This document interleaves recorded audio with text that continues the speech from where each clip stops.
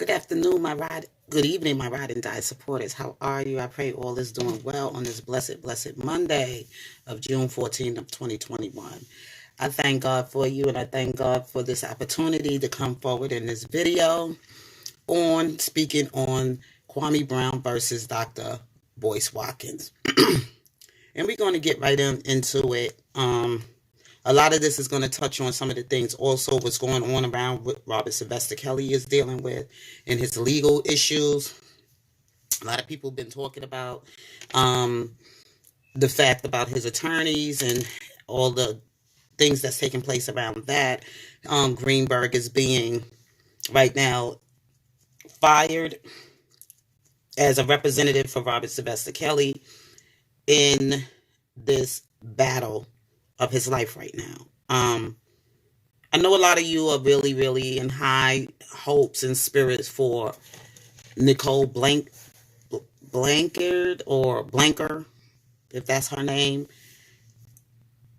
and some other attorneys that has been appointed to Robert Sylvester Kelly to fight against this trial that he's having in the state of New York and also in Chicago. I went over some things about Barack Obama and Michelle Obama being one of the two most highest profile attorneys of our community for Black people.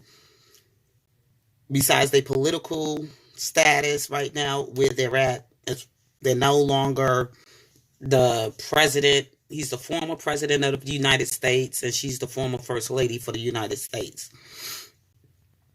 I'm not going to continue to keep going over this. I don't left comments and on some videos or some people's lives. Hey, I see one person watching. Good evening. How are you? Thank you for watching. Hit that like button as you come in and go out. I do want this video here to be shared because of the simple fact that I have some very important things that I want to bring across to the community, to the Black community, and discussing things about R. Kelly, what's going on right now, what's right now the most hottest topic going on between with Kwame Brown and Dr. Boyce Watkins, and other, social media drama or whatever that's I'm trying to insert other people into this stuff. So let's go back to what R. Kelly's going through, because this is his platform, so he's the lead name to be talked about in this platform, and talking about his legal issues right now. Because I'm saying, I don't understand. Maybe some of y'all just don't know. You just don't know because you was never given these. You never had any foundation given to you on things you discuss on biblical principles. Some people had some Christian experiences that didn't go in the way that they thought Christians are supposed to be like, so humble, so kind, and just the doormat, people that just will take any crap from anybody and just feel that, hey, let them do what they want to do, and I'm just going to continue to let people just beat me down. You know what I'm saying? But it comes a time when you're going to have to draw your sword, and you're going to have to start, coming for folks. You're not coming for folks, but you're going to have to slay some of these devils out here. You're going to have to draw your spiritual sword or whatever to get people when they come forward to attack your spirit or to attack your soul or attack you, period. It is what it is. We human, but still inside of us is built. God is inside of each and every last one. Some of us, not even say everybody, because not everybody is God's children. And some of y'all don't understand all of that, but I ain't got time to really try to cheat you. But back to what I'm saying about Robert Sylvester Kelly. I left the comment on a lot of people's platforms about his legal team. Me personally, I think they need to get rid of that whole legal team that he had from the beginning. I just really truly believe they just need to get them all out of the way, and he needs a whole new legal team. And I also mentioned that we need to get some powerful Black attorneys for this Black man's life that's on the line. And the reason I say this because we got to stop looking for people other than us to come and save us. Everything God already showed you. All this staying in, praying and things like that. You got to go in the directions of your prayers. You cannot sit and say you praying for a savior to come and save this man, Robert Sylvester Kelly, who is one of us, that you're going to go to the white man or the white woman to save him. No, God ain't going to do us like that. From the beginning, God, when he planted each and every last one of us in his garden of Eden, when he created man and woman for man, he gave each and every last one of us his own everything, his own image, his own culture, his own everything, own language. God has many languages because he created that. He created every language, every tongue. Okay? Every language and every tongue. And the thing and the reason I'm saying, I'm not trying to be a racist here.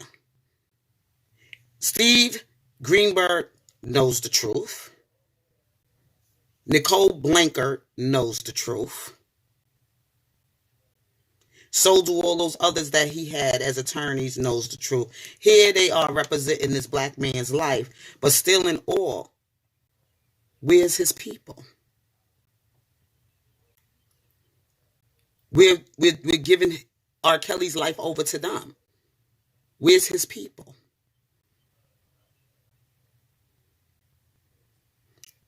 To represent for this black man for the crimes he has been committed of. All of this was played against us. That the justice system is a constitution of laws and rights, not for us, but against us. And what we have to do is change it to make it work for us. That's justice. She's blindfolded. You have to see the truth.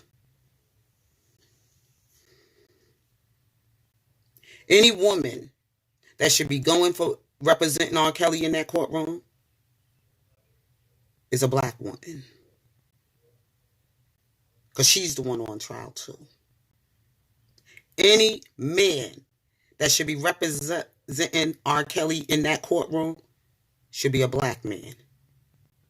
Because that's what he is, a black man. No white woman should be fighting for the justice of a black man. Because she's on the other side. She cannot really truly relate to what's really happening, to what took place with R. Kelly against these so-called alleged victims of his, these black women victims who were used to take this black man down, to turn him into the white man's hand. She was used. So the only two people that should be in that courtroom representing for this brother should be a black man and a black woman. And I'm telling you what, there is some powerful black attorneys out there, men as well as women, to fight for justice for Robert Sylvester Kelly in this battle of his life. So y'all could go ahead and keep praising up Nicole, because all you're doing is giving him right on over to the white people again, like we did Christ. While these people were paid to do what they did in the background, they put all the people that were screaming his innocence in the background. And they put all the ones who were saying, crucify him in the front. Some of you know the story. Some of you just don't know. And you got to seek it and find it. I could give you but so much here. I'm going in the directions of my prayers for Robert Sylvester Kelly. Those attorneys was not appointed by us or by Robert. If you listen to Steve, every time he got up front of that camera to defend his client, he didn't defend his client. Everything came out of his mouth. Oh, he got 2 girlfriends. Oh, he's illiterate. Oh, my client, he's got dyslexia. He can't really read. Everything that was just like not really in favor of Robert Sylvester Kelly, but things that was against Robert Sylvester Kelly. And when Robert Sylvester Kelly did the interview, and I already told you, he put this black man in the front, Daryl Johnson, who was not articulate enough to go on that interview with Robert Sylvester Kelly while he sat in the background somewhere. And if he was defending Robert Sylvester Kelly, he would have been saying, my client is in no condition to speak right now. Anything you have to say, you have to direct those questions over to me. And I'll answer it to you in the best way I know how. Because by the right, Robert didn't have to do no interview. And Steve knew that. And sitting there without having counsel with him. Because everything he said can be against him in the court of law.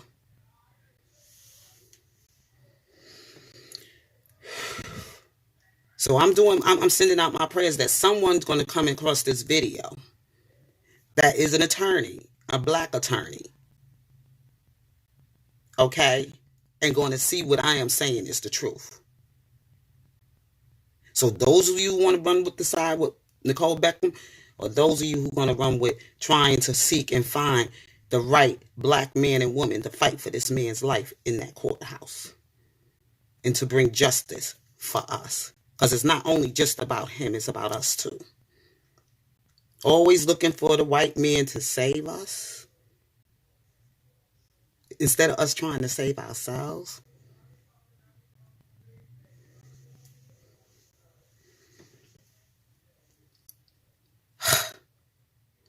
It's deep. Up here talking about you praying to God and that God this, that, God is showing us that every single day he is answering our sincere prayers.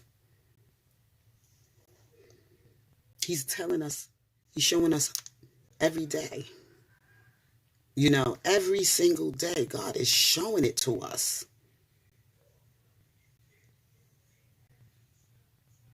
But I'm going to move on from this right now. I'll pick up on this some other time. Now I'm getting to Kwame Brown versus Dr. Boyce Watkins. I seen the battle going on between these two. and I left a comment on one of his last live that I love watching this because it keeps me laughing instead of crying. And yes, they do need to bring trades back into the schools, because not every child wants to be an investment banker, a lawyer, a doctor, scientist, or whatever that you have to spend so much money for your child's education to continue to grow on to become that doctor, lawyer, engineer. Not every child wants to be that. And not everybody is meant to be a doctor, lawyer, business and finance, banking investor, or business, in that kind of field of work. Not everybody is built that way. Not every gift that God given everybody is the same. Everybody got their own. And some parents, I don't want you to play basketball. I want you to go to school. Yeah, you need an education behind basketball, of course. But at least while you're in school and you playing basketball, the most important, excuse me, so you don't be a dumb jock and people don't take advantage of you and your money or whatever. Learn finance, business finance, how to manage your own money, and how to invest your own money while you playing the game of basketball. learn, may even have to learn some politics as well. But anyway, or your child wants to be, oh, well, he loves cars. He wants to become a mechanic. Nothing wrong with being a mechanic, building cars, things like that, fixing cars, repairing mechanical issues on a car, whatever. Ain't nothing wrong with that. So why not? Some people want to be a carpenter. Jesus was a carpenter. His family owned a carpentry business. Jesus was a carpenter. Um, some children might want to be a welder. So there's some trades in school that need to come back for children to take that trade. And when they come out of high school or whatever, they don't want to go directly to a college. They want to go to a trade school to continue to build on that and maybe even get a job at a mechanic shop or something, for automobiles and stuff like that, or get a job in construction or something like that. Once they come out of school, they can start working there, and maybe the business can invest in them and they can continue to go to school and learn and build on their trade.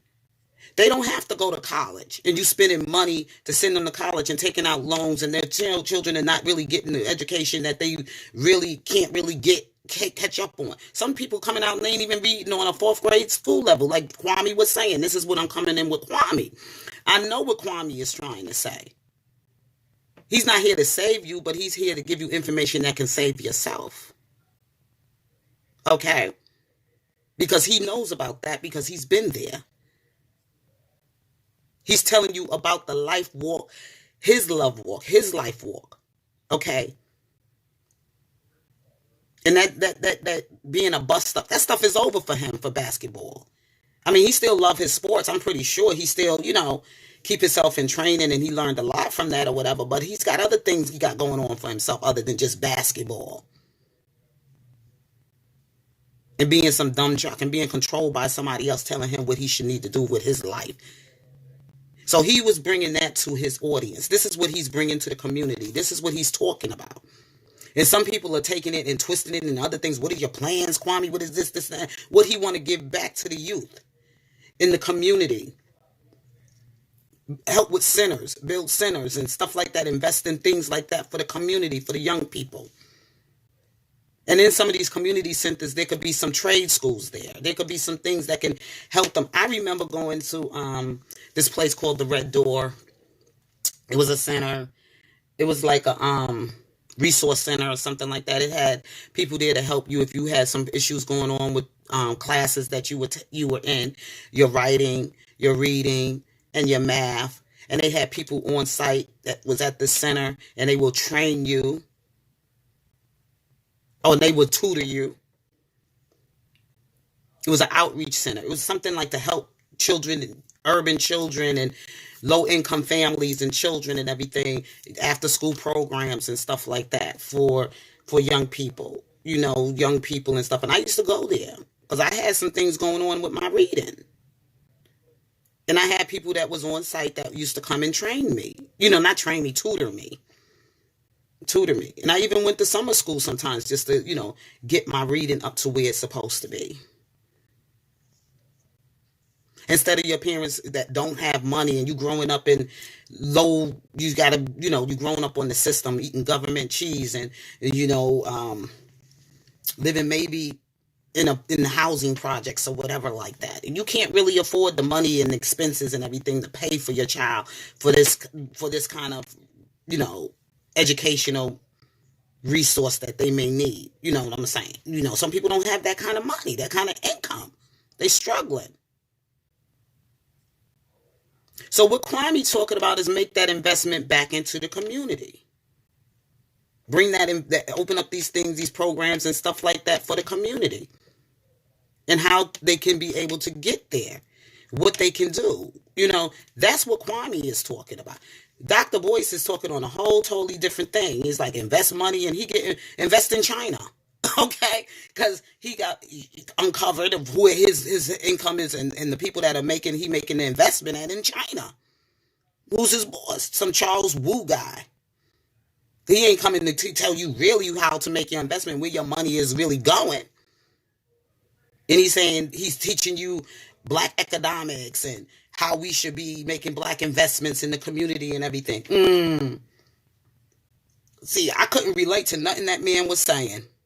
I just let him do his thing because that's his channel, that's his platform. So he do, and those people that want to follow him, so maybe there's some people that do can relate to it. I just couldn't relate to it, but I know where Kwame is coming from with some of the things he spoke on, and even some moral things he spoke on. For Dr. Boyce to tell young men to marry single mothers before they even start having their own family and be with somebody to build their own family lineage or whatever. He telling you to go out there and mess your life up with somebody else's family. Who want their son to go marry a woman that got 3 and 4 kids from 3 different men? That's a mess. That is a hot mess. That is a moral problem right there. And all he gonna have to be dealing with as far as with the baby daddies, the other baby daddies and the other families, it's a mess. Nobody should be giving advice to no young man or young woman to even be a single mother, okay? To even put herself in that situation. Or no young man to go and marry a woman with 3 kids or 2 or whatever kids from different other men. That's not no good advice. Good moral advice for a young person. So Kwame had, where he coming from with all of that mess? And then telling you to invest money in places he ain't even tell you where he investing the money at. In China, where these people don't even respect us as black people. And even in some countries in China, it's even legal for them to discriminate against you as a black man and a black woman. You see already they, supposedly supposed to try to kill an Asian child. And they had to take the black community to put the pressure on them to change that.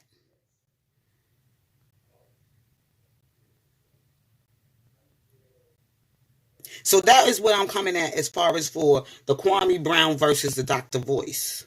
Dr. Boyce is teaching you a bunch of crap. He's teaching you not the real truth. He's not really bringing any kind of, I don't know, I'm lost in words to say it, but some of y'all can figure it out. But he's not really doing nothing to really help black people in what he's teaching in economics and investments. Kwame is. And Kwame got this on one from me. He got this. Because I truly can understand where that young brother is coming from. And the way he breaks it down. Some of y'all go there for the entertainment and the laughs and all this other stuff. But I'm not there for the laughs and the entertainment. I'm there for the information that he's bringing to us. Most channels I do subscribe to and I listen to, I'm there for the information. To see if this product is right for me or not. And I move on. If it's not for me, I keep it moving. Well, anyway, your girl Casey McDaniel, I gotta go. I've been feeling a little under the weather today, and before I said I'm gonna turn in for the night or whatever, I wanted to just come and talk about this with you all because it's been on my mind, it's been on my heart, and especially about this Robert Sylvester Kelly. We got but so much time. I know it's better late than never that I was able to tell you this about that whole team need to go, and they need to bring in some new representatives to help fight this injustice against Robert Sylvester Kelly and this injustice that's being done to us. It was a book I read many, many years ago, street novel, street writer named Donald Gomes. May his soul rest in peace. God bless him. It was called White Man's Justice, Black Man's Grief. So you could go read that book for yourself. I don't know if you could find it in any libraries where you live at. I know I couldn't find the book here in any of the libraries here where I'm at, but I know it's online. You can probably read it, and it has some real deep stuff in there It's about that life, that gangster street life, whatever, whatever life. But still in all, he was a great writer from his time, and it didn't make sense to me then, but it makes sense to me now. It's called White Man's Justice, Black Man's Grief. So you all have a blessed and wonderful rest of the evening. I'm sorry I can't read all your comments, and if you put in any comments here on the chat, I will read your comments later. Please like and share this video if you can, so that it can help somebody. And prayerfully, my prayers go out there that Robert Sylvester Kelly will get the right team to fight for his justice, for his trial. And this trial ain't only against Robert Sylvester Kelly, it's against us as well. Love you all. Peace.